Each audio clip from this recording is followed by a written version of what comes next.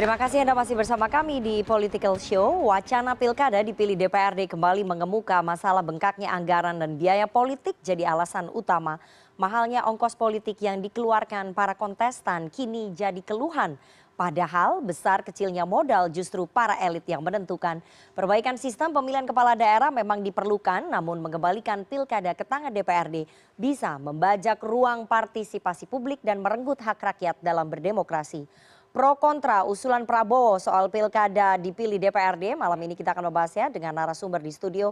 Saya perkenalkan satu-satu dari yang paling ujung kanan ada Mas Adi Praitno, Direktur Eksekutif Parameter Politik. Selamat malam Mas Adi. Selamat malam Rifana. Ada Bang Refli Harun, pakar hukum tata negara. Selamat malam Bang Refli. Selamat malam. Ketua Tim Pemenangan PDI Perjuangan, Ketua Tim Pemenangan Pilkada PDI Perjuangan Bang Adian Apitupulu. Selamat malam Bang Adian. Malam Merdeka. Oke, dan Mas Angga Wira, Ketum Repnas Politisi Gerindra. Malam Mbak. Selamat malam Mas Angga, dan Wakil Ketua Umum Partai Golkar bidang pemenangan pemilu Bang Ahmad Doli Kurnia. Selamat malam Bang Doli. Assalamualaikum warahmatullahi wabarakatuh. Waalaikumsalam. Dan bergabung langsung di studio CNN Indonesia pada malam hari ini mahasiswa yang punya hak untuk memilih kepala daerahnya ya.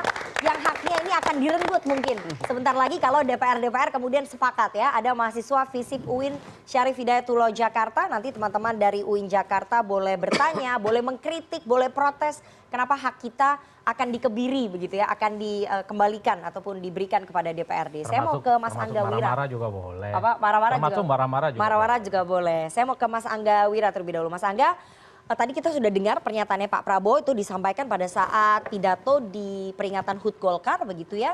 Nah, yang menarik apa pertimbangannya Pak Prabowo menyampaikan itu, menyampaikan usulan bahwa pilkada dikembalikan saja ke DPRD. Dan yang menarik Pak Prabowo ini membandingkan dengan negara-negara lain seperti Singapura, India, dan Malaysia yang jelas-jelas Mas Angga sistemnya itu berbeda. Kita ini presidensil, 3 negara itu parlementer. Jadi nggak apple to apple membandingkannya.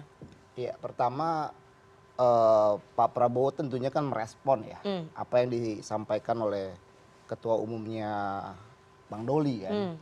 Dan tentunya apa yang disampaikan oleh Pak Prabowo itu kan beliau melihat ya, karena kalau kita lihat Pak Prabowo ini kan kontestan politik ya, dari masa ke masa ya, dari mulai beliau ikut konvensi Partai Golkar hingga 2024 ya, dan beliau melihat tentunya dinamika, karena kalau kita lihat juga tentunya proses pemilihan atau pilkada langsung ini kan berkembang juga dari masa ke masa ya, dari mulai pada akhirnya ada perkelompokan ya, dan pada akhirnya juga sekarang pilkadanya serentak seluruh provinsi bersama-sama. Nah, tentunya ada hal-hal yang ya tentunya ini bukan final ya, ini kan artinya wacana yang dilemparkan ke publik ya. Tentunya publik dipersilakan memberikan respon dan tanggapan. Tapi kami juga melihat ya, mungkin dari sisi kami secara pelaku ekonomi ya, memang ini diperlukan ke depan itu kan adanya stabilitas politik ya. Nah, salah satu yang saya lihat menjadi dasar ya wacana itu dilemparkan bagaimana menciptakan suatu stabilitas politik yang lebih kuat. Selama 10 tahun ini nggak ada stabilitas politik ya ketika pilkada langsung? Kan stabil-stabil aja kan? Iya, tentunya kan ada dinamika ya. Nah, dinamikanya apa? Dinamika ya banyak ya. Situasi konflik juga yang ada ketika proses pilkada terjadi, dan yang paling ini 2024 nggak ada konflik tuh, semuanya lancar-lancar aja. Ya ada dinamika di daerah kan terjadi ya, tapi kan yang paling kita harapkan sebenarnya tadi dari sisi efisiensi dan efektivitas. Dan tentunya harapannya kan memang dengan anggaran yang yang ada ini bisa digunakan untuk hal-hal yang lebih produktif. Tentunya pasti akan memancing pro dan kontra ya. Dan tentunya ada acara ini kan bagian daripada mendiskursuskan hal itu. Baik, kalau tadi Anda bilang dari segi ekonomi, padahal Menteri Keuangan Bu Sri Mulyani menyampaikan pesta demokrasi atau pemilu, pilkada, itu perputaran ekonominya, perputaran uangnya itu sangat bagus begitu ya, sangat baik untuk masyarakat. Ya, artinya ketika ada pemilu, ketika ada pilkada, itu perputaran ekonominya berjalan. Perputaran ekonomi dari sisi konsumsi kan. Tapi ketika anggaran itu diinvestasikan untuk hal-hal yang bisa produktif itu kan secara long term tentunya ini akan menggerakkan juga ekonomi masyarakat ya. Artinya itu kan problemnya dampaknya secara langsung dan tidak langsung. Perlu kita kaji ya memang. Kenapa tapi harus mencontoh Singapura, Malaysia, India itu sistemnya beda loh. Ya, ini kan bagian diskursus yang ada kan, apalagi masyarakat kita, rakyat kita banyak ya. Tentunya ini perlu dicari formulasi yang tepat. Ya tentunya perlu improvement ya. Dicari formula yang tepat ya. Jadi tidak saklek harus dikembalikan ke DPRD. Nanti kita akan bahas formula yang tepat apa. Tapi kalau tadi Anda mengatakan pernyataan Pak Prabowo merespon apa yang disampaikan oleh Pak Bahlil, saya ingin merecall kita flashback ya ke beberapa tahun yang lalu. 10 tahun yang lalu sebetulnya Pak Prabowo sudah menginginkan pilkada ini dikembalikan ke DPRD. Saya kasih catatannya ya, kita tunjukkan pernyataan dari Prabowo Subianto September 2014 setelah kalah Pilpres melawan Jokowi JK. Pada saat itu Pak Prabowo dan juga Pak Hatta membentuk Koalisi Merah Putih atau KMP, di mana KMP kemudian memenangkan voting di sidang paripurna, dan dalam sidang paripurna itu KMP berhasil memenangkan voting melawan koalisinya Pak Jokowi dan juga Pak JK dalam pembahasan terkait penghapusan pilkada langsung atau mengembalikan pilkada ke DPRD. Ini pernyataannya Pak Prabowo 10 tahun yang lalu. Pak Prabowo merasa gembira karena koalisinya berhasil memenangkan voting di paripurna. Kita kumpul dalam suasana semeringah. Setelah semalam kita bersama, saya cukup salut, beri penghormatan tinggi dan bangga atas pelaku Koalisi Merah Putih di parlemen yang gigih, memperlihatkan koalisi real, nyata, solid, punya komitmen kepada idealisme dan ideologi. Jadi pernyataan ini disampaikan ungkapan senang Prabowo atas kemenangan KMP dalam pembahasan revisi Undang-Undang Pilkada di DPR RI sehingga kepala daerah kembali dipilih oleh DPRD. Jadi Mas Angga, ini bukan merespon pernyataannya Pak Bahlil, memang Pak Prabowo dari lama ingin pilkada ini kembali ke DPRD sama seperti mertuanya dulu Pak Presiden Soeharto. Iya, saya rasa kan pendapat beliau ini kan tadi mencermati dinamika dan perkembangan yang ada. Dan tentunya setelah diputuskan Perpu oleh Pak SBY pada waktu itu ya, Pak Prabowo sebagai seorang negarawan demokrasi itu menghormati hal-hal yang ada. Tapi tentunya di era dia sekarang memimpin, nah diskursus ini kan tentunya bagian daripada demokrasi kan jangan dimatikan. Apa bedanya 10 tahun yang lalu dengan sekarang standingnya? Selama 10 tahun ini Pak Prabowo nggak bicara apa-apa loh. Hanya bicara September 2014 dan baru sekarang. Selama 10 tahun ini Pak Prabowo nggak menyuarakan itu. Jadi standingnya apa dari 10 tahun yang lalu? Bedanya beliau kan sekarang sebagai pimpinan tertinggi ya, sebagai presiden tentunya dia memiliki suatu direction dalam melihat permasalahan yang ada. Dan salah satunya proses perbaikan atau perubahan sistem ini kan ya penting untuk diwacanakan juga gitu. Karena kan improvement ini harus terjadi terus menerus kan, nggak bisa stay seperti itu saja. Baik. Saya mau ke Bang Doli ya. Bang Doli, 10 tahun yang lalu Golkar dalam Koalisi Merah Putih juga ikut mendorong pengesahan Undang-Undang Pilkada, revisi Undang-Undang Pilkada yang membuat pilkada dipilih oleh DPRD ya. Saya ingin tanya ya, ini standingnya masih sama 10 tahun yang lalu atau dengan sekarang? Beda. Efisiensi, mahal, seperti Pilkades. Jadi gini. Standingnya apa? Golkar sebetulnya dalam 2 kali Munas, 2014-2019, itu salah satu rekomendasi pentingnya adalah bahwa kita harus mengkaji ulang, mereview tentang sistem politik, sistem demokrasi kita. Di dalamnya termasuk sistem pemilu. Nah, jadi apa yang disampaikan oleh Ketua Umum Golkar pada malam ulang tahun itu sebetulnya mau mengingatkan kita lagi, mereminding bahwa perlu kita terus melakukan kajian yang pada hari itu kita baru menyelesaikan tahun politik yang begitu panjang. Pileg, pilpres bersamaan dan kemudian pilkada yang dari hitungan beberapa bulan saja. Jadi sebetulnya kita harus melakukan itu. Dan saya menangkap apa yang disampaikan oleh Pak Prabowo itu sebetulnya yang paling penting itu adalah bahwa kita harus melakukan perbaikan sistem politik dan demokrasi kita. Ya, karena ada masalah. Nah, salah satu masalah yang dikemukakan pada malam hari itu yang kemudian menjadi isu itu adalah politik biaya tinggi. Ya, nah. Tapi Pak Prabowo jelas di situ menyebutkan formulanya atau jalan keluarnya adalah mengembalikan ke DPRD. Kalau saya menganggapnya enggak ya, enggak ada imperatif soal itu.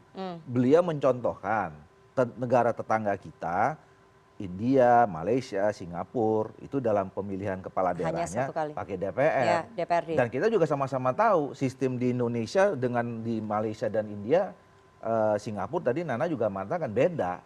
Jadi itu kan salah satu contoh.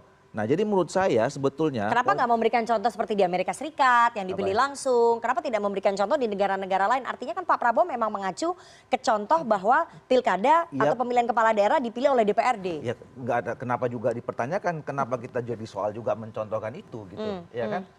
Sekarang gini, kalau kita sepakat, sebetulnya yang kalau saya termasuk orang yang mendorong 5 tahun yang lalu kami di Komisi 2 mendorong supaya ada revisi undang-undang Ya. ini, ya. Saya cukup gembira dengan Tapi kan 5 tahun pernyataan lalu itu. ketika Anda ingin revisi undang-undang pilkada ditahan oleh Presiden Jokowi. Siap. Presiden Jokowi yang tidak menginginkan ada revisi undang-undang pilkada. Ada COVID. Oke. Ya kan setelah COVID kita kehilangan momentum karena saya termasuk orang yang sepakat kalau kita mau merubah sistem terutama sistem pemilu harusnya tuh jauh-jauh dari pemilu di awal periode. Nah ini momentumnya dan ini pernyataan Pak Prabowo saya hitung 3 kali yang mendorong supaya terjadi perubahan sistem politik kita dimulai dari sistem pemilu. Nah jadi itunya dulu dan kita kalau sepakat ya misalnya pun sepakat kita semua. Jadi kita apa yang disampaikan oleh Pak Bahlil, Pak Prabowo kemarin itu mengajak kita semua untuk membangun kesadaran bahwa penting melakukan perubahan sistem itu. Perubahan sistem tidak harus mengembalikan seluruhnya Entry ke DPRD. point-nya melalui pilkada. Jadi bukan hanya pilkada, pemilunya, pilpres, pileg itu juga kita harus evaluasi semua. Nah bahwa sekarang entry point-nya adalah pilkada, oke. Nah jadi sebetulnya itu. Dan nggak mungkin kalau misalnya kita pun sepakat melakukan perubahan, nggak mungkin malam itu kita tentukan bahwa pilihannya adalah kembali ke Itu DPR. Pak Prabowo bilang di pidato karena banyak ketua umum partai, mendingan kita ketok malam hari ini. Ya itu emang sah kalau sah. Ya. Kalau Itu kan rubah disampaikan oleh undang-undang- Presiden Republik Enggak, Indonesia. Kalau rubah undang-undang itu kan harus ada Ya. pemerintah dan DPR. Oke. Nggak gampang. Tapi gitu kalau loh. DPR punya political will bisa cepat Bang Doli biasanya. Ya bisa cepat bisa lama juga. Iya, iya. Gitu, tergantung. Kalau saya termasuk orang yang menganggap pembicaraan ini minimal 1 tahun, 1,5 tahun ini kita harus punya waktu, men-spare waktu untuk mendiskusikan, mengelaborasi, Oke. tanya rakyat maunya Oke. apa, tanya elit politik, tanya akademisi. Mari kita cari sistem Baik. yang paling baik, paling ideal buat Indonesia. Ini sudah 5 kali ya pilkada serentak dan itu eranya Pak Jokowi dari 2014 sampai 2024 ya. Hanya di eranya Pak Prabowo aja nih 2024. Tapi artinya sudah 4 kali pilkada serentak yang dipilih langsung di eranya Pak Jokowi dan Golkar tidak bersuara sama sekali. Maksudnya bersuara Tidak gimana? mengusulkan ke Pak Jokowi untuk melontarkan usulan pilkada dipilih DPRD. Karena kenapa Pak Jokowi pada saat itu dipilih langsung? Enggak, kita enggak. Kalau saya termasuk kemarin yang dorong itu, saya termasuk di depan yang dorong perubahan itu. Kita belum buru-buru mengatakan bahwa harus balik ke DPR, harus kemudian tetap langsung. Tapi kita tahu bahwa ada masalah. Baik. Ya, masalah itu salah satu adalah politik biaya tinggi. Jadi bukan soal tadi misalnya angka 37 triliun itu konsekuensi ya biaya Kos negara penyelenggaraan, sebagai kos negara yang penyelenggara. menganut sistem Ya. demokrasi ya memang mahal demokrasi itu tapi bukan itu persoalannya adalah ada kos-kos lain yang sebetulnya Kos-kos yang lainnya apa? Money politics. politik hazard pemilu. Mahar kepada partai politik untuk mendapatkan Saya tiket. sebut politik hazard praktek moral hazard pemilu, money politics, politik transaksional, Oke. vote buying. Kita nggak boleh juga mengatakan atau naif mengatakan itu tidak ada. Ya, ya. Ya, dan kita semua merasakan dan makin hari makin permisif dan makin masif. Bukan hanya di elit, tapi di masyarakat juga Oke. seperti itu. Oke. Itu yang mau kita selesaikan. Itu tugasnya partai politik nggak? Salah satunya ya. Salah satunya. Jadi partai politik turut bertanggung jawab ya dengan peristiwa-peristiwa tadi. Semua kita harus ikut tanggung jawab. Oke, baik. Saya mau ke Bang Adian. Bang Adian, 10 tahun yang lalu standingnya PDI Perjuangan adalah menolak pilkada dipilih oleh DPRD. Tapi kalah voting pada saat itu. Nah sekarang standingnya masih sama nggak? Menolak juga? Standingnya sama-sama dikeroyok sama kalau itu sama. 10 Oke. tahun lalu kita dikeroyok, sekarang juga dikeroyok. Beda Ya, sendiri. tapi 10 kalau tahun yang lalu kadernya jadi presiden. Iya, jadi artinya masih sama-sama aja lah. Oke. Kalau kita selalu sendirian dan tegak runtuh dalam prinsip kira-kira Oke. seperti itu. Tapi inilah yang menyedihkan ya. Rakyat kita tanahnya diambil. Kalau kita ke pabrik, haknya untuk hidup layak juga diambil. Kita ke daerah tambang, sumber daya alamnya diambil. Mau pilkada, hak bersuaranya pun diambil. Janganlah. Paling tidak kalau toh tinggal suara yang tersisa, yuk kita berikan sama rakyat. Kalau tanah sudah nggak jelas punya siapa, udara tak jelas punya siapa, sumber daya alam sudah tak jelas punya siapa, hak untuk hidup layak juga tidak jelas punya siapa, ya ayo kita pertahankan suara kita ini. Jangan mau diambil lagi. Jadi standingnya PDI Perjuangan menolak? Menolak dong, itu Oke. pertama. Kalau alasannya kemudian biaya mahal, biaya yang mana? biaya pelaksanaan 37,5 triliun. Kalau biaya mahal itu karena memang kita gede banget negaranya. Rakyatnya banyak sekali. Tapi Wajar berarti ya segitu. ya, tapi kalau kita bagi dengan jumlah DPT, maka biaya per orang itu cuma Rp184.000. Jadi dengan Rp184.000 itu rakyat kita berikan hak untuk menentukan siapa pemimpin di daerahnya. Siapa yang nanti akan menentukan tambang di daerahnya jadi apa, pohonnya jadi apa, kebun jadi apa dan sebagainya. Mereka mau pilih sendiri, jangan diambil dari mereka. Karena kalau kita lihat perorangan seperti itu murah. Dan sebenarnya itu juga turunnya ke rakyat kok. Untuk uang apa KPPS ya Dol ya? KPPS, apa segala macam itu banyak itu komponennya. Saya sudah baca komponennya banyak sekali. Untuk seluruh komponen itu satu TPS itu kira-kira 12 sampai 14 juta rupiah. Di luar distribusi dan sebagainya. Artinya itu turun juga ke rakyat. Kalau dibilang misalnya biaya para calon ini mahal, ya itu pilihan dia. Kita mau cetak kaos apa? High bisa 9.000 perak, PE bisa 12.000, double PE 18.000, katun 30.000. Tergantung dia mau cetak yang mana. Kan pilihan ada di dia gitu loh. Nah kalau kemudian dia maunya gaya pakai katun ya 30.000 kali sekian. Tapi kalau kita ada 1.556 pasangan, lalu masing-masing itu mencetak 20.000 kaos saja, maka ada 31 juta kaos yang dicetak di Republik ini. Ternyata katanya sebagian besar impor juga, itu dia persoalannya. Kalau kemudian diproduksi dalam negeri, maka ekonomi di bawah itu hidup. Bergerak dengan asumsi 20.000 per pasangan, 20.000 kaos. Kalau 40.000, 62 juta kaos yang dicetak. Itu tukang sablon dapat duit, jadi perputaran tukang jahit ekonominya dapat berjalan. duit, tukang kaos dapat duit, yang ngirimin kaos dapat duit. Waduh, perputaran. Dan itu diakui oleh Menteri Keuangan. Lah, pertanyaan kita, ketika rakyat dapat duit, kenapa kita khawatir gitu loh? Kenapa kemudian kita bilang ini jadi mahal, dia dapat duit kok? Kalau kemudian persoalan uang itu menjadi bengkak karena adanya money politik, nah yang harus dievaluasi bukan sistem pemilunya langsung tidak langsung, yang harus dievaluasi KPU-nya, Bawaslu-nya, gitu loh. Jangan dong kegagalan kita mentertibkan, mendisiplinkan KPU dan Bawaslu, lalu kita rubah sistemnya, udah dipilih DPRD aja. Padahal money politik itu terjadi karena apa? Karena Bawaslu-nya misalnya tidak tegas, KPU membiarkan, KPPS-nya main mata dan sebagainya begitu loh. Nah, kesalahan-kesalahan orang ini lalu kita rubah sistemnya gitu. Jangan dong. Kasihan rakyat dijadikan kambing hitam terus. Menurut Anda kenapa setelah 10 tahun Pak Prabowo baru melontarkan ini lagi? Setelah 10 tahun yang lalu Tanya dia Prabowo, memang saya punya nggak tahu. keinginan. Apakah karena ini berkaitan dengan kontestasi nanti 2029? Ini ada kaitannya supaya tidak ada lawan-lawan politik yang muncul dari pimpinan kepala daerah ini? Kalau sebenarnya yang paling tahu jawabannya itu Pak Prabowo. Kalau saya cuma sampai pada batas menafsirkan kira-kira kenapa sih? Kok tiba-tiba begitu? Apakah karena kita menang di DKI? Makanya kemudian Pak Tito tadi kalau tidak salah bilang untuk gubernur di DPRD aja lah, kira-kira begitu. Atau karena ada hal lain kita juga nggak tahu. Ya kalau kemudian tidak ada yang mampu menjelaskan kenapa Pak Prabowo menyampaikan itu, saya khawatir nanti tafsirnya liar kemana-mana gitu loh. Nah sebagai teman-teman yang hadir di sini mewakili Gerindra, jelaskan saja kenapa Pak Prabowo ngomong seperti itu.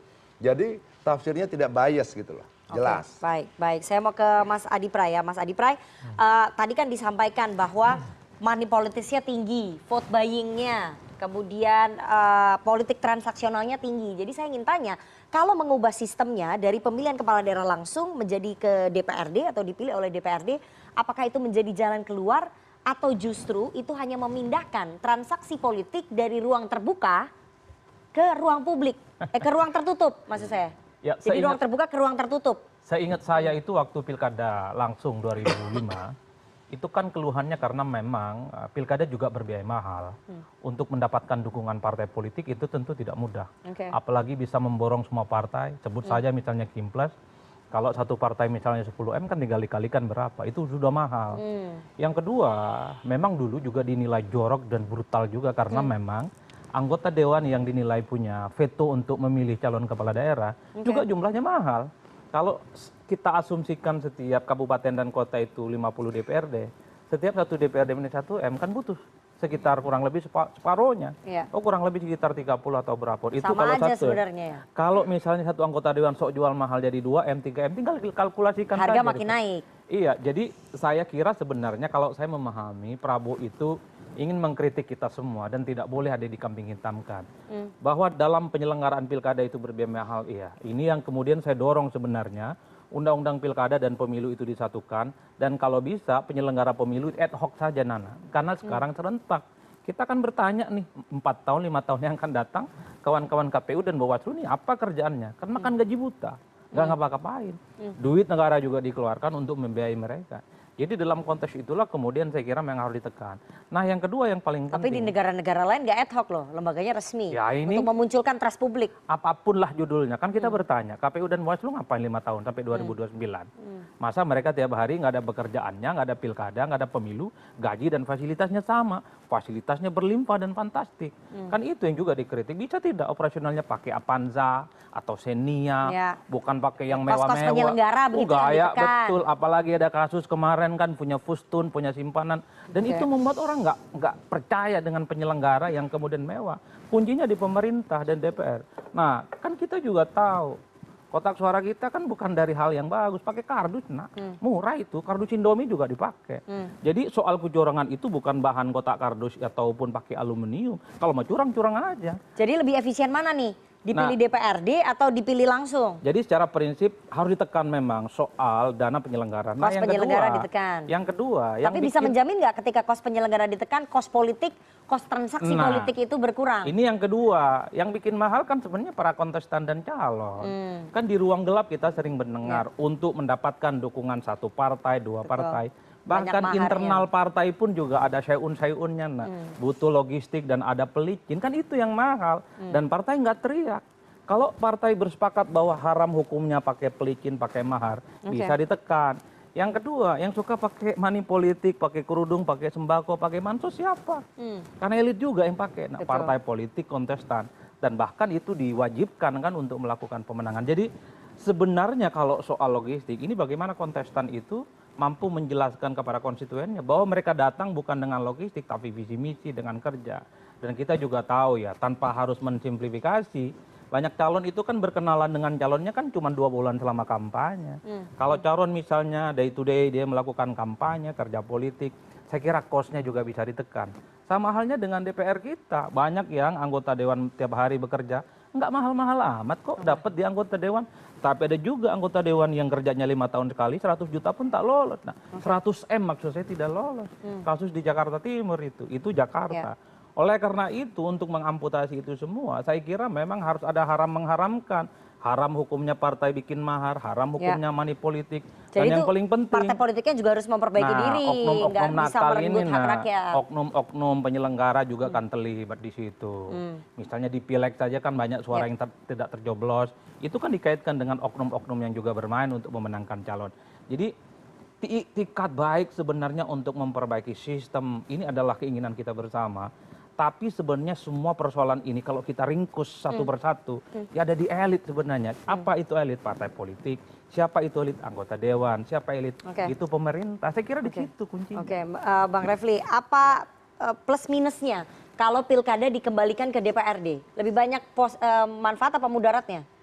Jadi itu tidak apple to apple ya. Kita bicara tentang pemilihan langsung dan pemilihan oleh DPRD. Jadi gini, itu sebenarnya bukan sistemnya yang diubah ya. Kalau kita bicara sistem pemilu itu adalah bagaimana misalnya seseorang itu terpilih dan lain sebagainya. Tetapi ini yang diubah itu adalah antara pemilihan langsung dan pemilihan tidak langsung. Jadi cara atau metode memilih pemimpin. Nah itu hal yang menurut saya memang paling substantif jadinya. Tetapi kalau kita lihat misalnya pasal 18 ayat 4 Undang-Undang Dasar 45, memang di situ tidak dikatakan bahwa cuma dipilih secara demokratis. Tapi kalau kita mengatakan the degree of democraticness, ya jelas pemilihan langsung kan begitu. Tapi kalau Anda bicara mengenai biaya penyelenggaraan, ya pemilihan DPRD maka tidak apple to apple. Karena itu saya suka dengan tema ini, memudahkan dan memurahkan pemilu. Jadi tidak hanya pilkada tapi legislatif dan juga pilpres. Nah, bagaimana kita memudahkan dan memurahkan itu? itu kalau kita punya yang namanya political will, itu mudah sekali, banyak yang bisa kita mudahkan dan murahkan. Anda mau contoh misalnya, sebagai contoh adalah hilangkan threshold. Oke. Itu sudah mudah dan murah. Kenapa? Yang namanya threshold itu kan ajang dalam tanda kutip untuk memeras calon kepala daerah. Membeli partai politik itu sudah menjadi rahasia umum. Anda nggak bisa datang ke partai politik, minta dukungan, kalau dulu kan 20% kursi. Sekarang untung ada putusan MK kan, bisa 6,5% misalnya. Nah, datang ke partai politik itu sudah pasti minta uang. Nggak ada yang namanya no free lunch, tidak ada yang namanya makan siang yang gratis. Itu baru satu sisi. Yang kedua adalah, misalnya kalau kita bicara tentang effective electoral justice systemnya, penegakan hukum pemilu yang efektif.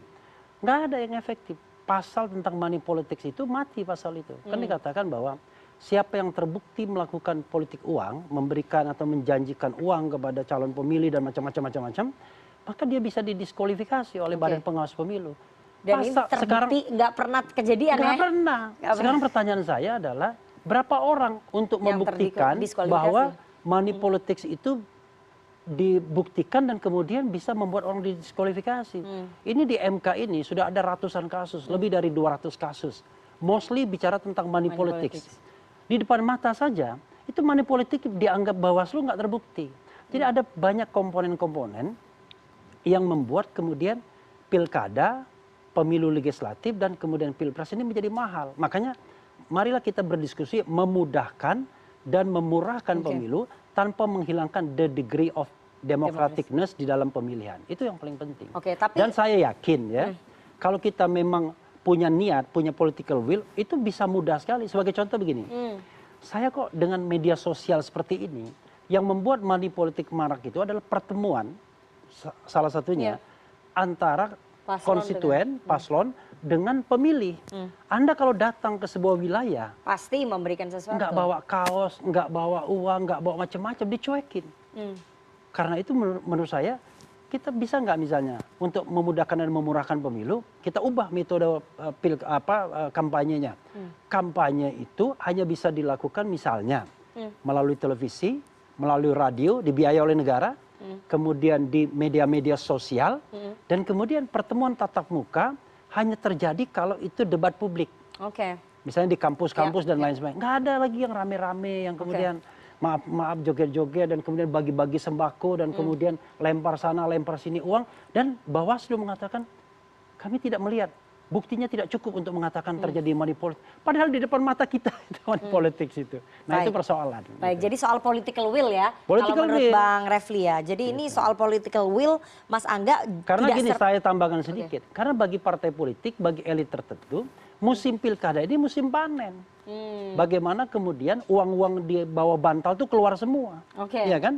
Uang, karena itu pergerakan uang luar biasa dan kesempatan untuk memeras para konglomerat, para cukong-cukong, pilkada, pilek dan lain sebagainya, termasuk memeras para calon. Gitu. Soal political will, jadi tidak harus serta-merta mengubah sistem pemilihannya dari langsung menjadi tidak langsung, tapi harus ada political will dari partai politik itu sendiri, dari elit, Mas Angga. Iya, pertama sudah banyak kita bahas ya, dan tentunya kita tidak bisa naif juga melihat realita yang ada ya. Kita sepakat harus ada improvement, dan sebenarnya kalau kita bicara pilkada melalui DPRD itu kan sudah berlangsung juga di era sebelumnya. Di era Orde Baru? Iya, tapi apakah di era tersebut juga tidak menghasilkan kepemimpinan daerah yang baik juga? Jadi kita ingin kembali ke Orde Baru? Ya, aku bertanya ya, apakah tidak menghasilkan kepemimpinan yang baik juga di daerah gitu. Pertumbuhan ekonomi baik pada waktu itu, stabilitas baik gitu. Jadi saya rasa ini kan kita kan diskursus ya gitu loh. Artinya kita kan bagian daripada diskursus gitu loh. Jadi apa yang baik di masa lalu ya kita harus anggap itu baik. Kalau yang tidak baik harus kita koreksi. Kita harus menutup buku masa lalu dan maju ke depan menatap masa depan. Ya itu kan bagian, kita belajar itu kan history ini kan tempat kita belajar untuk kita improve gitu loh. Tadi Bang Refli, Bang Aldian, Bang Doli memberikan banyak masukan gitu. Dan kata kunci memang ya penegakan hukum ya. Kalau dalam konteks aturan ini kan sudah bagus semua selama tadi penegakan hukum tidak berjalan, Bawaslu tidak berjalan dengan baik, pengawasannya juga tidak berjalan baik ya, kita akan ibaratnya menjadi mata rantai yang balik kembali juga gitu. Oke, jadi di masa Orde Baru banyak juga pemimpin yang dipilih oleh DPRD dan ya lancar-lancar aja Republik ini menurut Mas Angga. Demokrasi itu kan bukan hasil, demokrasi itu kan proses. Bagaimana menuju ke sana itu menjadi lebih penting. Tapi begini loh, kembali ke DPRD itu sudahlah, kita lupakan saja. Ada banyak teknis nanti di masa depan terkait dengan kemajuan teknologi, bisa e-voting, apa segala macam, dan itu tetap di tangan rakyat. Nah, lebih baik kita berbicara bagaimana kemudian memperbaiki sistem IT kita, biar tidak seburuk Sirekap kemarin, bagaimana kemudian memperkuat kontrolnya, karena semua negara yang menyelenggarakan pemilihan umum akan menuju pada e-voting. Nggak ada yang mundur pada DPRD, tapi dia akan maju. Tetap rakyat tinggal mekanismenya, caranya kan. Caranya mau pakai apa? Datang ke TPS nyoblos atau pakai HP dengan single identity card dan sebagainya. Nah, di negara-negara maju itu sudah dilakukan. Semua akan berjalan ke sana, percaya deh. Oke. Itu loh. Oke. Jadi kita malah. Tapi gini, ada tambahan ya. Orde Baru itu nggak bisa kita hitung. Orde Baru itu bukan pemilihan.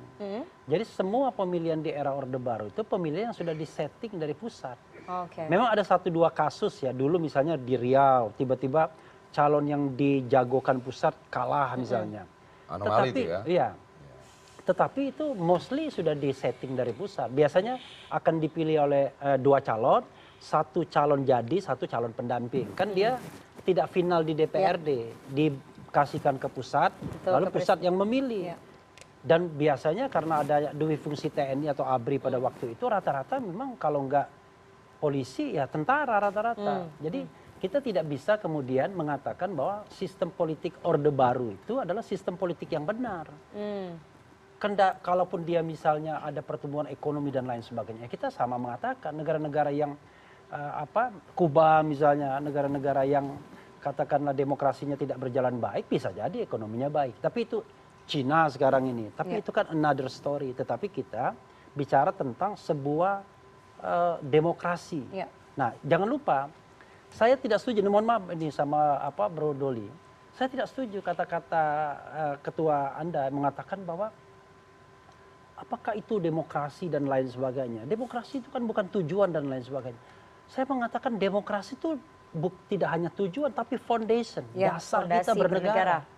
Jadi kalau kita lihat dasar kita bernegara itu kan jelas bahwa kedaulatan berada di tangan rakyat dan dilaksanakan menurut Undang-Undang Dasar. Jadi foundation dari kita praktik bernegara ini adalah demokrasi, demos kraton, kraten. Jadi pemerintahan oleh rakyat. Lalu bintang pemandunya yang 5 itu, Pancasila. Lalu tujuan bernegaranya itu yang mensejahterakan rakyat, melindungi rakyat dan lain sebagainya. Dari jadi, rakyat untuk rakyat. Iya, jadi Anda tidak bisa mendikotomikan antara demokrasi dan tujuan bernegara karena itu satu paket di dalam Undang-Undang Dasar kita. Kecuali kita kemudian ingin mengubahnya secara fundamental, misalnya bukan lagi negara demokrasi tapi negara kerajaan misalnya, atau komunis begitu atau negara yang tidak demokratis. Baik, silakan Bang Doli. Enggak, itu sebetulnya tidak perlu diperdebatkan ya. Artinya kalau misalnya demokrasi itu adalah pilihan sistem politik kita, dengan kemudian Ketua Umum Anda masih memandang demokrasi adalah sistem politik kita nggak? Ya iyalah, kan itu kan bicaranya soal itu gitu. Makanya jangan potong dulu, nanti gue potong lu nanti. Karena beliau mempertanyakan nih dalam statementnya. Enggak begini. Demokrasi itu memang bukan tujuan. Gitu loh. Dia instrumen, gitu loh. Tujuan kita kan tadi seperti yang dibilang Prof. Refli itu adalah bahwa ya masyarakat adil, makmur, sejahtera, kalau di pembukaan Undang Dasar melindungi segenap tumpah darah Indonesia dan segala macam seperti itu, ya. Nah, ini yang saya katakan, ya, yang saya katakan kita ini kalau dalam berdemokrasi ini kan harus jelas pemaknaannya. Saya sering mengatakan kita masih terjebak pada soal memaknai demokrasi secara prosedural saja. Nah, harusnya kita sudah move on 26 tahun reformasi, kita sudah harus memaknai demokrasi secara substansial. Apa memaknai demokrasi secara substansial itu? Apakah sistem demokrasi yang selama ini sudah kita bangun, apakah pemilu yang sudah 6 kali di era reformasi ini makin mendekatkan kita kepada tujuan itu apa tidak? Makin membuat kita tertib hukum atau tidak? Makin membuat kita makin sedikitnya miskin atau tidak? Nah, kalau jawabannya belum, Nah itu PR kita. Jadi kita harus kembali lagi Nah ini ke masa yang lampau begitu? Bukan, harus maju. Atau gimana nih? Kalau harus maju dong. kan berarti Ya, tadi negara... kalau mau balik lagi balik sendiri Enggak, aja. maksudnya negara-negara Gitu. maju tuh... Kalau gua enggak. Enggak gini, negara-negara maju sudah menatap pemilihan langsung dengan teknologi. Enggak dengan gini, e-voting. itu bisa gua koreksi. Oke. Ada beberapa negara yang e-voting mereka udah terkoreksi. Oke. Kena banyak hacker macam-macam gitu. Makanya kalau bicara Tapi soal mereka itu, masih pakai pilkada langsung? apanya? Ya ada Negara-negara yang pakai, ada yang tidak. Oke. Kalau bicara tentang pemanfaatan teknologi itu kan ada e-election namanya. Iya. E-election ini bisa macam-macam, ada e-voting, ada e-counting, ada e-recap gitu. Nah, di dalam undang-undang kita itu sekarang tidak resign dengan itu. Makanya si rekap tuh maju mundur karena undang-undang kita nggak ada cantolin soal pakai. Makanya political will itu Nah, penting. makanya menurut saya ya, kita jangan terjebak jangan simplifikasi soal bahwa kalau bicara tentang perubahan sistem politik termasuk pemilu mau kembali langsung atau tidak, variabelnya banyak. Oke. Tadi soal penyelenggara pemilunya seperti apa. Kemudian soal bagaimana pelanggaran-pelanggaran. Benar, saya setuju dengan Prof. Refli. Undang-undang kita nih sekarang baik 7, 17, 10, 2016 sedikit sekali bicara tentang soal pelanggaran-pelanggaran itu. Oke. Bahkan dalam 717 itu yang namanya definisi pidana pemilu aja nggak jelas.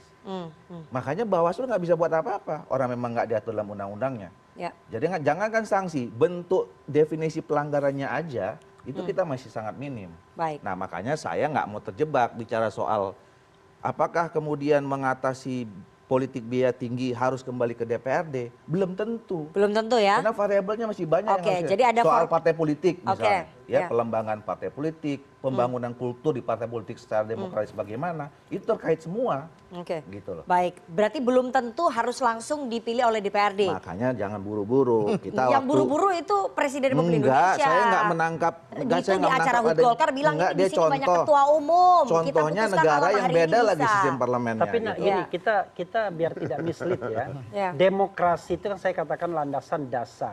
Jadi kalau kita bicara pemilu itu hanya bagian salah satu instrumen dari pelaksanaan demokrasi, yaitu demokrasi elektoral. Kadang-kadang kita keliru, seolah-olah kita bicara tentang demokrasi, kita bicara pemilu. Ya. Itu tidak sama dan sebangun. Jadi pemilihan itu bagian dari demokrasi. Tapi kalau kita bicara sistem demokrasi, tidak semata-mata kita bicara pemilu.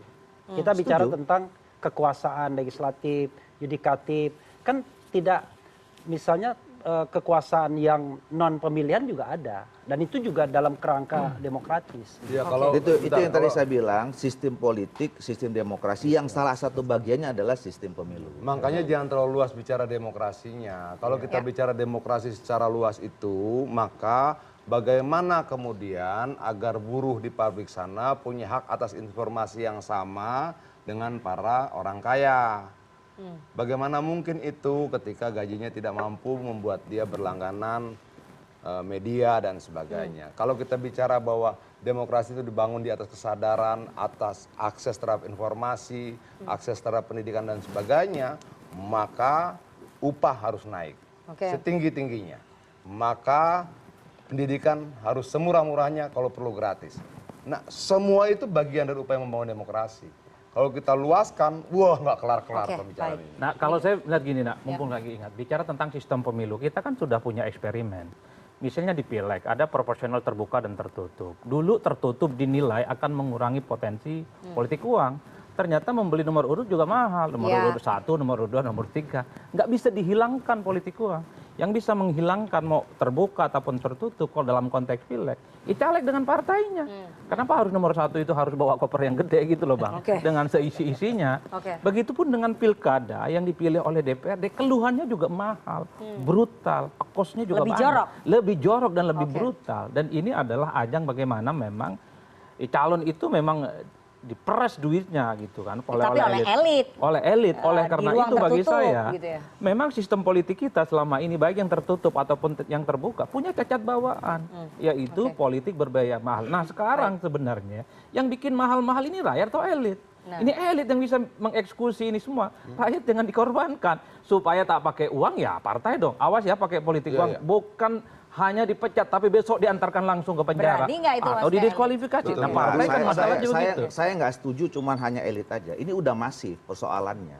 Gitu loh. Kita juga nggak bisa menafikan bahwa ketika kita datang ke rakyat juga bisa ngerjain kita gitu loh. Bahwa kemudian penyebabnya itu diawali oleh elit dan yang paling bertanggung jawab elit, iya. Makanya kita harus stop.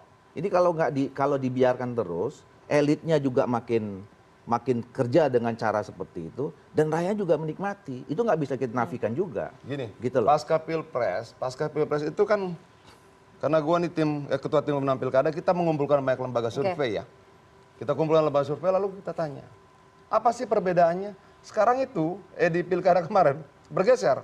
Kalau dulu yang dimaksud dengan souvenir itu gantungan kunci, Sekarang amplop. bukan. Apa? Paket apa? Sembako. Sembako. Oh, oke. Kalau dulu apakah Anda menginginkan Kaos, souvenir, misalnya souvenir. gantungan kunci, Kalender. mug, kalender. Sekarang yang ditafsirkan sebagai souvenir oleh rakyat dalam berbagai survei itu Adalah sembako. Itu kalau souvenir kampanye. Apa? Ya kan kalau itu kan dalam proses kampanye. Iya. Ya. Tapi kalau menjelang-jelang itu kan lain lagi. Kita Oh, bukan, juga nggak bukan. bisa nutup mata juga. Bukan. Gitu loh. Definisi atau pemaknaan terhadap souvenir dulu dalam survei dan terakhir dalam pilkada ini beda. Dulu itu rakyat menafsirkan souvenir itu gantungan kunci, mug, kalender. Sekarang mereka menganggap souvenir itu paket sembako. Pak Adian, orang milih itu juga bukan tergantung souvenir kasih bukan, tunai atau bukan. tidak. Tergantung soal amplop milih. di hari H. Bukan Iya. soal milih. Oke. Ini pengenalan. Souvenir itu kan alat pengenalan. Oke. Bukan untuk minta milih. Makanya cuma gantungan kunci. Biar dia bisa pasang di motornya, Baik, di mana. baik. Nah ini Kita kan harus jeda bergeser. terlebih dahulu nih. Iya. Oke, kita akan bahas nanti lebih dalam. Tampaknya perdebatan soal kos politik atau souvenir ini belum selesai ya, tapi kita harus jeda terlebih dahulu. Jangan kemana-mana, tetap bersama kami di Political Ini Show. souvenir nih. Bang Angga nih.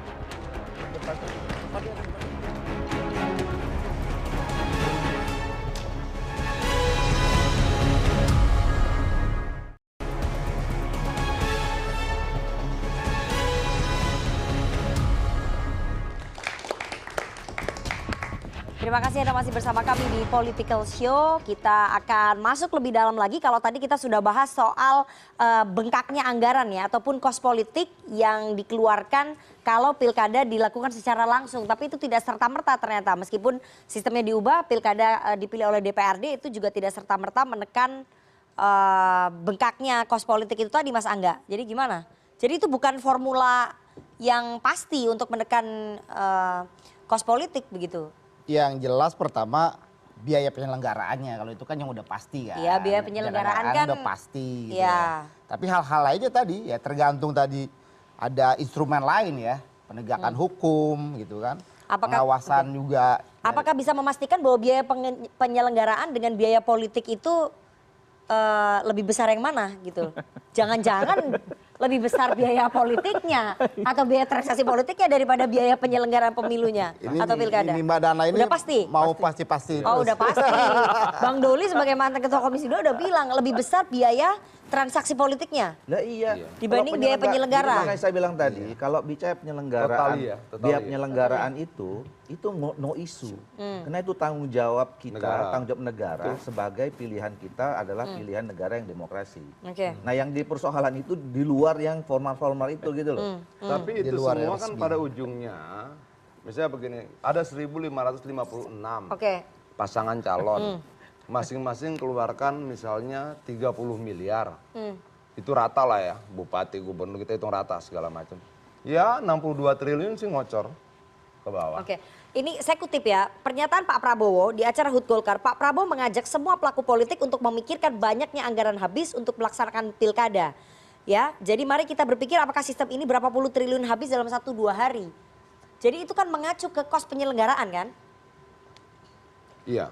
Kalau kalimatnya Iya dong, itu kalau kalimatnya seperti itu. Iya. Jadi dalam Bisa pikirannya jadi. Pak Prabowo, jadi lebih baik kita kembali ke DPRD saja karena kos penyelenggaraan yang jumlahnya tadi sekitar 30 makanya Itu Nana yang triliun itu simpulkan. bisa dihapuskan. Makanya saya katakan tidak apple to apple. Anda membandingkan sebuah hajatan besar dengan pertemuan RT kan nggak bisa. Oke.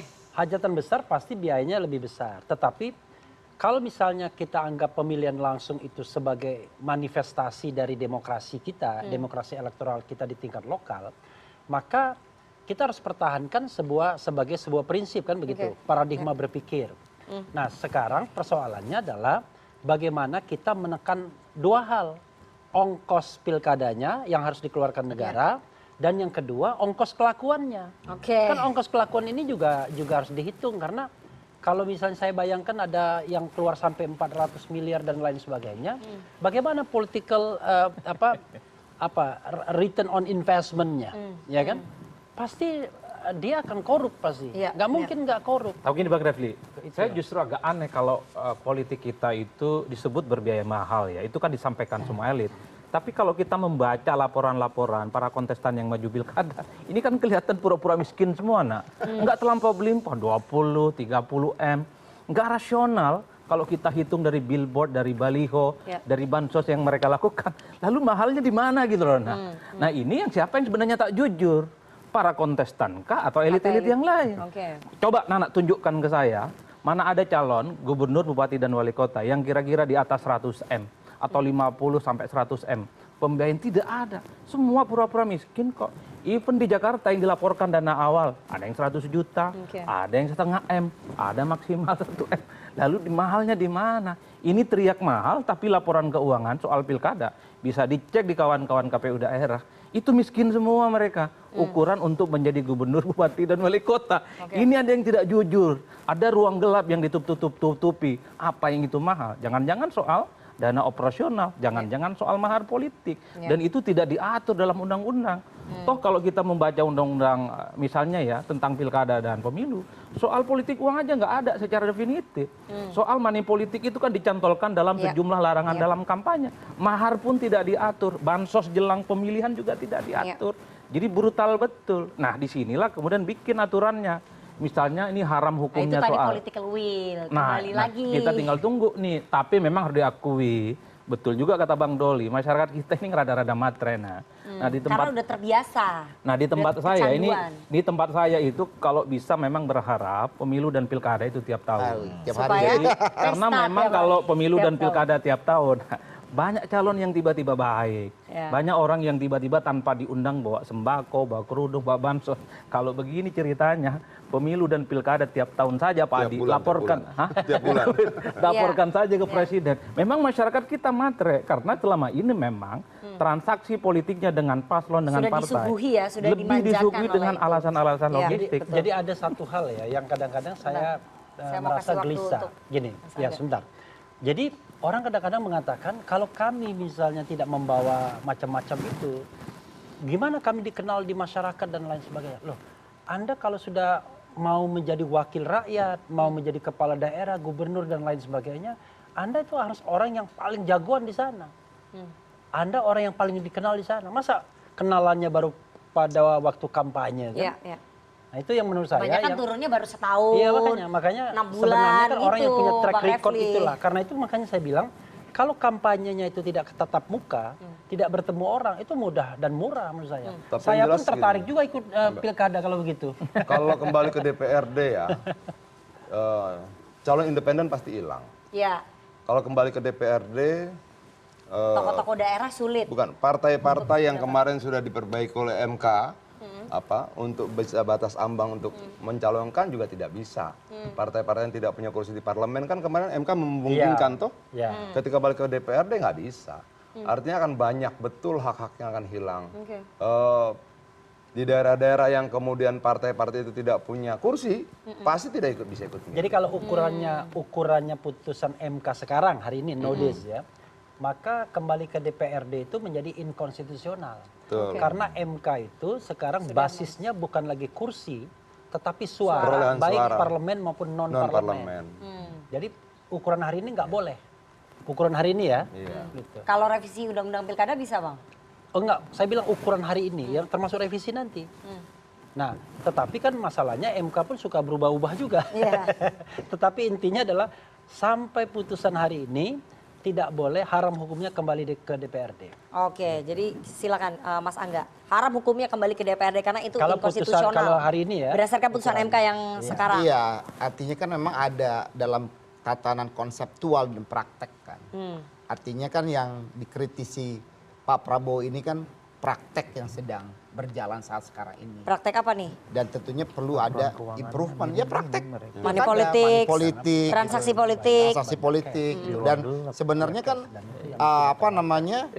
diskursus ini kan sudah pernah terjadi juga. Beliau sebagai ketua umum partai sebelumnya. tahu ya, calon-calon kepala daerah juga melakukan tahu, karena money politik, transaksi politik, beliau nggak membagikan naif. bansos. Prakteknya dan sekarang kan sudah menjadi diskursus kita malam hari ini terbuka gitu loh. Jadi ya kita nggak boleh naif juga melihat realita yang ada dan ini perlu perbaikan. Gitu. Menurut saya nggak naif ya, tapi yang harusnya dipersalahkan itu bukan sistem langsungnya, tapi pengawasan. Bagaimana agar pelaksana tidak menjadi pemain, bagaimana agar pengawas tidak menjadi pemain, bagaimana agar aparatur negara yang lain tidak terlibat karena dia menerima gaji dari negara dan sebagainya. Nah, kegagalan kita mengetatkan aturan main ini, jangan kemudian kita kambing hitamkan rakyatnya, sehingga kita katakan karena pemilihan langsung boros, balik ke DPRD aja lah.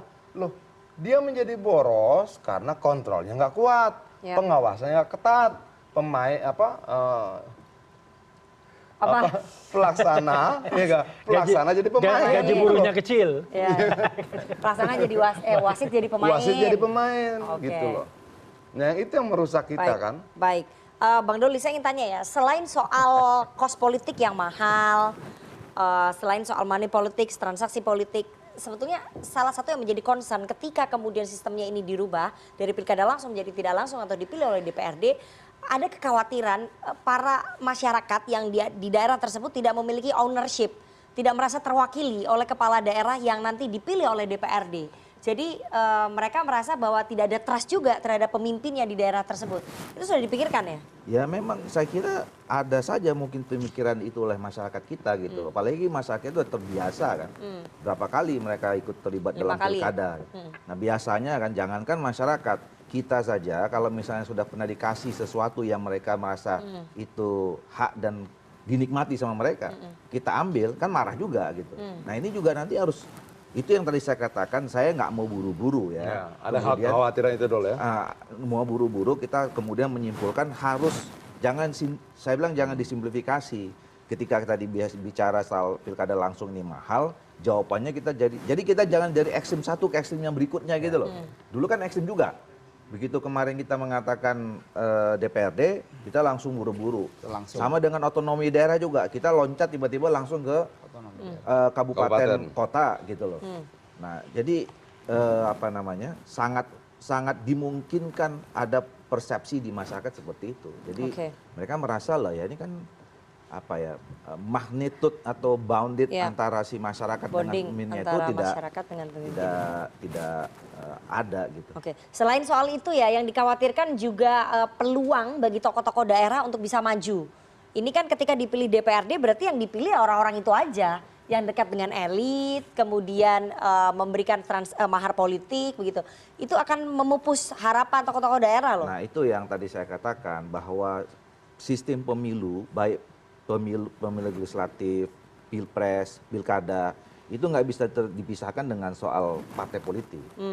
Nah, partai politik ini kan juga harus ditata. Kita undang-undangnya udah lama sekali tahun 2011. Gak semua partai politik kaderisasinya sekuat Golkar dan PDI Perjuangan. Nah, ya makanya justru itu kalau memang pakai logika itu sangat dimungkinkan ada orang tokoh-tokoh lain di luar partai politik untuk bisa dicalonkan oleh partai tertentu kan. Baik itu di pilkada langsung maupun di DPRD gitu. Nah, tapi apakah kemudian problem tadi soal tadi kan banyak menyalahkan elit segala macam itu ya. Ini kan juga PR buat partai politik. Gitu ya. Yang tadi saya katakan soal pelembagaan, penciptaan kultur demokrasi di partai dan segala macam itu. Ini juga harus sama kuatnya direvisi ketika nanti sistem, jadi kalau katakanlah sistem pemilunya sudah paling ideal, pilkadanya paling ideal. Tapi kalau nggak ditopang dengan sistem sistem partai politik yang kuat, ya itu juga jomplang juga. Oke. Dari tadi Bang Doli bilang ini bukan saklek harus berubah secara ekstrim begitu ya. Berarti dicari formulanya. Iya, yang terbaik mana? Oke, dicari misalnya formulanya. Gini ya, contoh kan ada yang berkembang sekarang pilihannya ya. ada konsep tentang pemilihan kepala daerah secara asimetris. Ya, ini Ayo, saya mau kan? Tapi tanya kalau nih ke gue Bang tanya Refli. Adil, lu sebagai Golkar sendiri mau balik ke DPRD apa kagak sih? Siapa? Golkar? Kita pokoknya kita ingin melakukan evaluasi dan perubahan sistem. Mau Tapi yang tidak, mana? tapi tidak kembali ke DPRD. 10 Ya tahun nanti yang lalu mau. kita lihat, kita tanya nih 1 tahun ini tanya sama rakyat. Kalau rakyat bilangnya mau dia dibalikin ke rakyat, ke DPR, ya kita mau bilang apa? Jadi ya kita sendirian lagi lah PD Perjuangan. Main terus. Gitu. Oke. Nah, belum tentu sendirian. Temenin lagi. Gua sama lo teman. Oke. Jadi tadi gimana pilkada asimetris itu yang sekarang lagi berkembang? Ya. Ya. Bang Refli mungkin yang menjelaskan. Salah satu alternatif opsinya. selain kan. Jadi Dan- jadi Oke. pilkada asimetris itu begini ya. Tidak setiap daerah itu harus sama. Ya. Karena kalau kita bicara pemilihan langsung kan memang harus ada apa istilahnya minimum requirement lah. Ya. Misalnya tingkat literasi. Dalam pengalaman saya di Papua, terutama Papua daerah pegunungan yang masih noken, ikat dan lain sebagainya, tidak bisa kita Oke. perlakukan pemilihan langsung. Jadi nikmati saja, berikan saja hak-hak tradisional mereka untuk memilih pemimpin misalnya. Justru ketika ditorpedo dengan cara pemilihan model nasional ini, itu memunculkan perpecahan di sana. Coba bayangkan, setiap pilkada di Papua itu bakar-bakaran, tuh. Selalu begitu. Dan selalu berkonfliknya di MK. Di MK pun kita nggak jelas mana yang menang, mana yang kalah. Hampir, dan MK pun tak tahu lah dia. Ya. Sebenarnya kan dia kan pura-pura tahu aja. MK kan tidak pernah membayangkan di daerah Papua itu seperti apa. Karena mereka nggak pernah datang ke sana juga. Di daerah-daerah yang remote area seperti itu. Begitu diadakan pemungutan suara ulang, nggak jelas juga. Bahkan ada perintah MK untuk pemungutan suara ulang nggak dilaksanakan. Akhirnya karena putusan MK nggak dilaksanakan, balik lagi. Orang yang sudah menang ini, akhirnya MK tetapkan dia sebagai pemenang tanpa pemungutan suara ulangnya. Karena itu menurut saya ada beberapa daerah yang khas, ya. Tapi saya tidak mau mengatakan semuanya pasti. Ada di daerah Sumatera Utara itu selalu ribut di daerah sana. Setiap pemilu. Ada di daerah Jawa Timur sana, nggak bisa pemilihan umum langsung kayaknya. Karena nggak pernah. Di mana itu? Di Madura. Di tempat Anda. Ya. Di Papua misalnya. Nah, Itu noken juga. Iya, bukan. Kita Ya. berlakukan yang namanya pemilihan yang asimetris. Tetapi daerah yang sudah bisa pemilihan langsung, ya, itu kan kita tinggal perbaiki saja, kita lakukan purifikasi. Itu jumlahnya lebih banyak yang mana? Yang lebih bisa pemilihan langsung? Banyak pemilihan langsung. Oke. Alat ukurnya disamain. Apakah kemudian kualitas pemahaman demokrasinya yang dianggap masih tidak memadai atau karena konflik? Kalau di beberapa sampai sekarang kalau tidak salah masih ada 3 wilayah ya di kabupaten di Papua tuh yang datanya belum masuk. Iya. Masih ribut terus di sana. Nggak jelas pengertian. Nah itu mungkin yang disebutkan bisa lewat DPRD untuk sementara waktu sambil kita tingkatkan kualitas pemahaman demokrasinya gitu loh. Jadi Tapi untuk yang kayak di Madura dan sebagainya, malah Madura saya sudah oke kok. Malah saya pemahamannya. menurut saya kalau di Papua jangan melalui DPRD. Justru Ditunjuk pemerintah pusat. Institusi politik modern itu kadang-kadang memecah belah. Karena itu kan secara gradual ketika mereka makin kesini makin modern cara berpolitiknya, mungkin bisa dilakukan. Tapi di awal kita hormati saja hak tradisional mereka, bagaimana mereka ini memilih karena pemimpin. nyinggung-nyinggung Madura ya. Gitu. Di Madura memang nggak ada pemilu dan pilkada. Oke. Mereka bilangnya yang ada itu pamelo. Pamelo itu artinya bagi-bagi rata. Pilkades ada tapi. Pilkades ada. Pilkades ada. Jadi, Oke, lebih jadi banyak. bagi-bagi rata Gitu. sembako logistik itu yang Rakyat terjadi. itu Nah. nggak di Madura, nggak di Bogor, nggak di Jawa Timur, Jawa Tengah, manapun segala macam. Rakyat itu lebih sering mengalami pemilu dibandingkan elitnya. Karena ada pilkades gitu loh. Iya, Bahwa betul. kemudian pilkades ini punya banyak nilai kekurangan, iya. Tapi kesadaran mereka tuh datang, Pilkades peredaran memilih. uangnya lebih banyak lagi tuh, Bang. Enggak, itu persoalan lain ya. Tapi bahwa kemudian mereka mengikuti pemilu lebih banyak. Jadi kalau dibilang Madura, gue pikir di sana ada pilkades. Ada. Artinya proses berdemokrasi sudah mereka sudah pelajari berjalan. dari tingkat desa gitu loh. Nah, jadi ada persoalan begini. Kalau kita lihat secara realitas ya, Oke. ada daerah-daerah tertentu sulit sekali yang namanya electoral law enforcement. Jadi penegakan hukum pemilunya itu hampir tidak bisa dilakukan. Itu khas dalam setiap pemilu. Nah, karena itu menurut saya ya memang kita harus timbal balik. Bagaimana kesiapan infrastruktur? Begini, kalau kita bicara tentang bagaimana pemilu yang bersih, jujur dan lain sebagainya sesuai dengan konstitusi, kan kita bicara prevention dan bicara kemudian law enforcement. Dari sisi prevention, bagaimana sesungguhnya kita kemudian melakukan yang namanya voter education dan lain sebagainya dan lain sebagainya. Tapi begitu ada pelanggaran, law enforcementnya jalan atau tidak? Ketika law enforcementnya nggak jalan, tidak hanya di Madura loh. Tetapi hampir di seluruh daerah di Indonesia, maka orang tidak akan jera untuk melakukan kecurangan. Yang namanya money politics, bayar mahar dan lain sebagainya, karena dia tahu di MK tidak akan juga didiskualifikasi, kalaupun ketahuan, MK akan bilang, ya ketahuan, tetapi tidak mempengaruhi hasil pemilu dan lain sebagainya. How come? Kita kan tidak pernah tahu, saya kasih uang Adi Prayitno, belum tentu dia pilih saya. Karena ada sekresi di situ, ada kerahasiaan. Nah, karena itulah menurut saya akhirnya komitmen elit, terutama partai-partai politik yang ada di Senayan, untuk membuat sebuah sistem pemilu, sebuah perencanaan pemilu yang jauh lebih baik. Tetapi kalau boleh saya appeal, dan saya pernah appeal juga ketika Jokowi periode kedua, udahlah partai-partai politik di Senayan itu nggak bisa bikin undang-undang pemilu, nggak bisa. Kenapa? Anda tidak bisa membuat sebuah undang-undang pemilu yang objektif ketika Anda punya konflik of interest di sana. Nggak bisa. Karena yang diukur adalah kepentingan partai politik masing-masing. Dan sekarang nggak imbang sudah. Baik. Nah karena itu menurut saya, cobalah les politik, diserahkan pada tim ahli, membuat konsep besarnya tentang grand design politik ke depan, ya kan? Nanti baru diserahkan konsep itu kepada DPR dan pemerintah untuk dibahas. Tim ahlinya juga titipan dari partai. Baik, kita harus jeda terlebih dahulu nih. Undangan kan dalam membuat undangan. Dalam membuat undang-undang itu kan ada syarat naskah akademis, segala macam itu ada. Baik. Walaupun Kita akan naskah tanya akademisnya nanti ke disesuaikan teman-teman dengan mahasiswa yang hak bersuaranya ataupun hak memilihnya ini nanti akan dicabut ya kalau misalnya nanti kembali ke pemilihan tidak langsung. Bagaimana mereka menanggapi ini, tapi kita harus jeda terlebih dahulu. Jangan kemana-mana, tetap bersama kami di Political Show.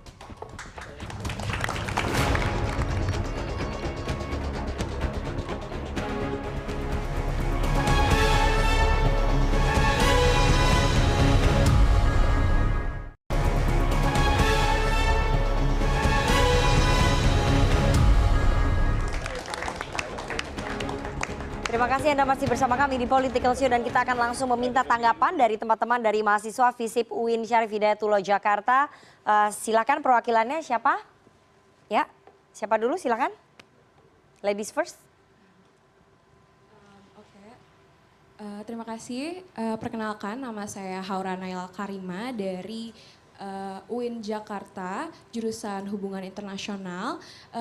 Pertanyaan saya ditujukan untuk seluruh narasumber dan pertanyaan saya, apakah pemilihan kepala daerah oleh DPRD ini dapat meningkatkan stabilitas politik di tingkat daerah atau justru malah berpotensi menciptakan ketidakstabilan dan memunculkan konflik di legislatif dan juga eksekutif begitu. Terima kasih. Baik, bagus sih pertanyaannya. Stabil atau malah tidak stabil nih kalau dipilih oleh DPRD. Oke, satu lagi.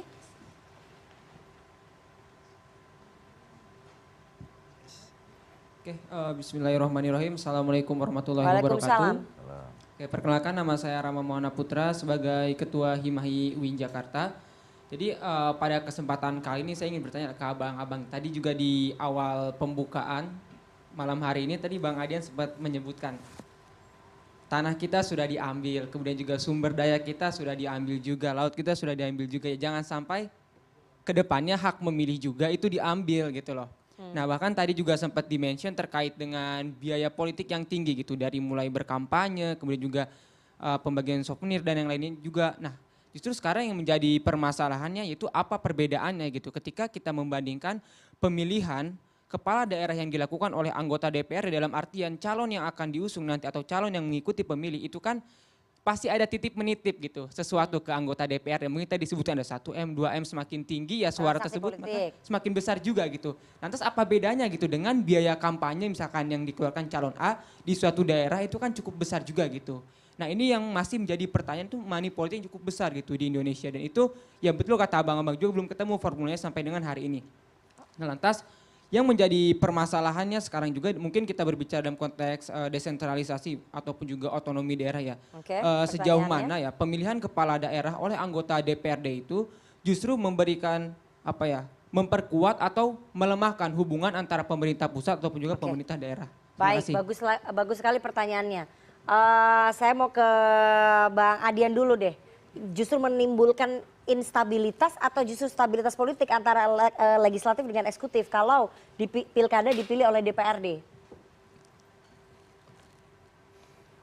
Ini kan cuma berusaha menyederhanakan persoalan aja itu kalau dipilih DPRD. Dipilih rakyat aja baik-baik aja kok, pemilu presiden baik-baik aja, pemilu legislatif baik-baik aja, pilkada berkali-kali baik-baik aja. Semua yang sudah berjalan dengan baik ini lalu atas nama pemborosan yang nggak jelas maksudnya apa, mau kita kembalikan ke DPRD. Ya mungkin orang kan bilang lebih damai, kenapa nggak ada spanduk-spanduk, nggak ada pertemuan-pertemuan rakyat dan sebagainya. Yang bertemu siapa? Ya anggota DPRD itu dan anggota DPRD itu juga gitu, dan para calonnya. Nah, apakah yang kita maksudkan stabilitas itu adalah itu? Atau yang kita maksudkan stabilitas itu adalah rakyat boleh berbeda dan semuanya baik-baik saja, tidak ada keributan, itu menjadi alat ukur tingkat kedewasaan politik rakyat dan sebagainya.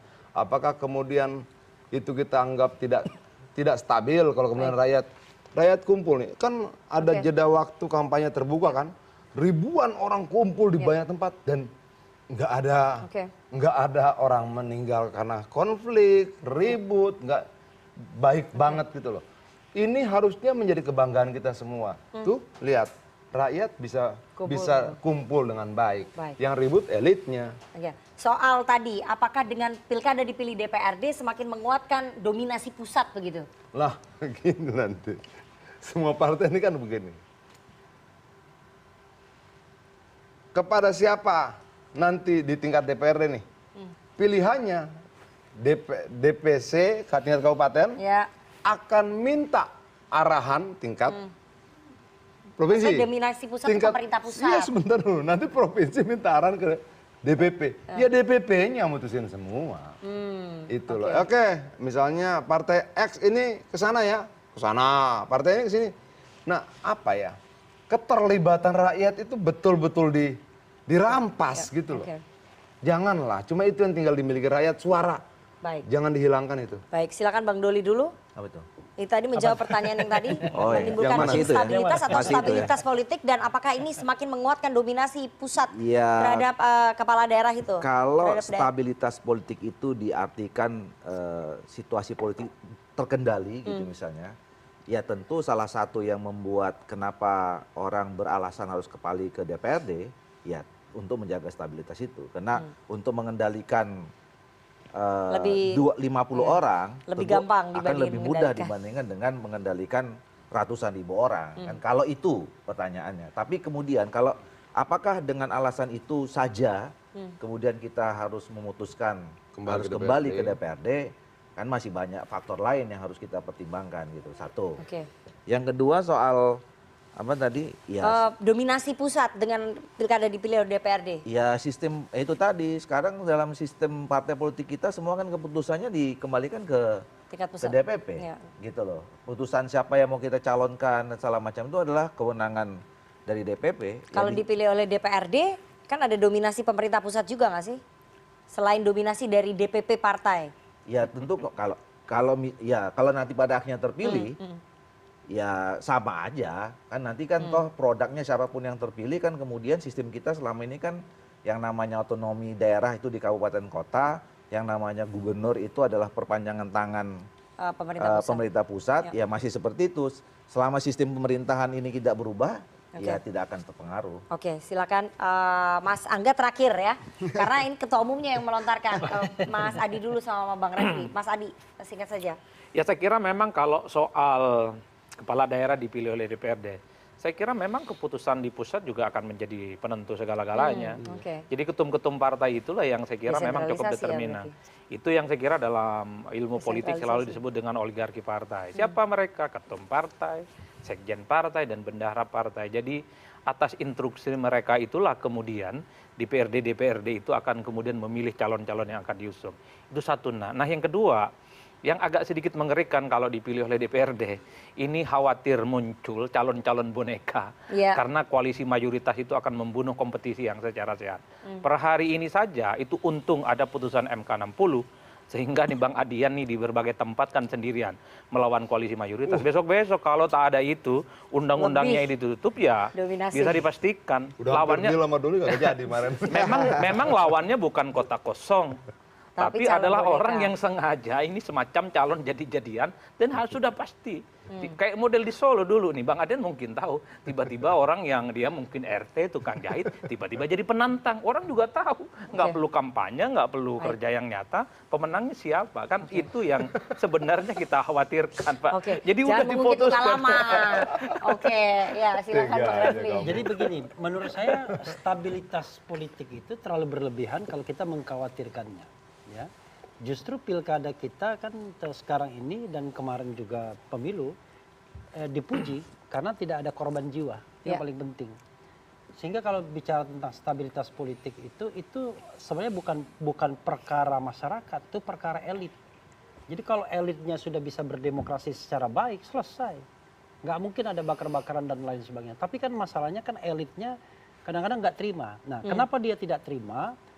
Karena pemilunya curang, pemilunya tidak berintegritas. Jadi persoalan kita adalah pilkada, pileg, dan pilpres itu curang, banyak fraud. Selama kecurangan itu masih dominan di dalam pemilihan, praktik pemilihan kita, maka akan terjadi masalah yang luar biasa. Nah karena itu kita lakukan purifikasi terhadap pemilu kita, lalu mudahkan dan murahkan sehingga nanti kita bisa mendapatkan pemimpin yang berkualitas dan tidak problematik karena terlalu banyak keluar uang. Baik, terakhir Mas Angga, jadi masih banyak pro dan kontra, masih banyak keraguan tampaknya di publik dan seperti yang tadi dibilang ini kayak Golkar belum mau 180 derajat berubah secara ekstrim gitu.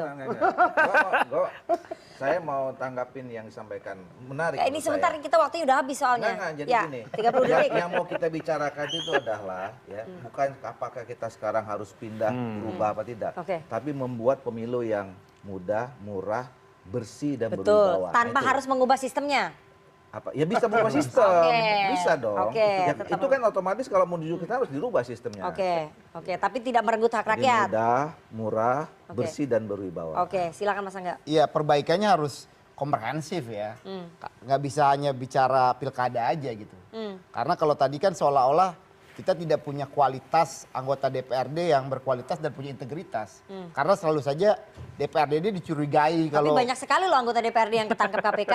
Anda kan, lihat daftarnya nggak? Berarti kan ada yang salah. Satu rombongan itu di Sumatera Utara. Berarti kan ada sistem yang kurang baik dalam proses pemilu legislatifnya, pemilu legislatifnya.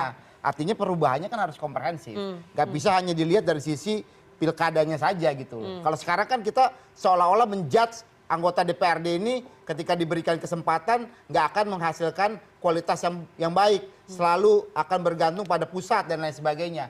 Ini kita menjudge gitu. Nah ini harus kita perbaiki sama-sama. Enggak menjudge lah. Itulah faktanya begitu. Itu enggak, tidak menjudge. Memang mekanismenya seperti itu. Yang DPRD kabupaten akan nanya pada provinsi, akan nanya. Baik. Jadi Pak Prabowo akan mendengarkan suara rakyat ya. Kalau banyak pro dan kontra, banyak kekhawatiran dari masyarakat bahwa hak suaranya akan dihapuskan begitu ya, dialihkan ke DPRD, itu harus menjadi pertimbangan Pak Prabowo dan juga Partai Gerindra. Begitu Mas Angga? Pastinya dong. Baik. Kita harus jeda terlebih dahulu. Jangan kemana-mana, tetap bersama kami di Political Show. Udah.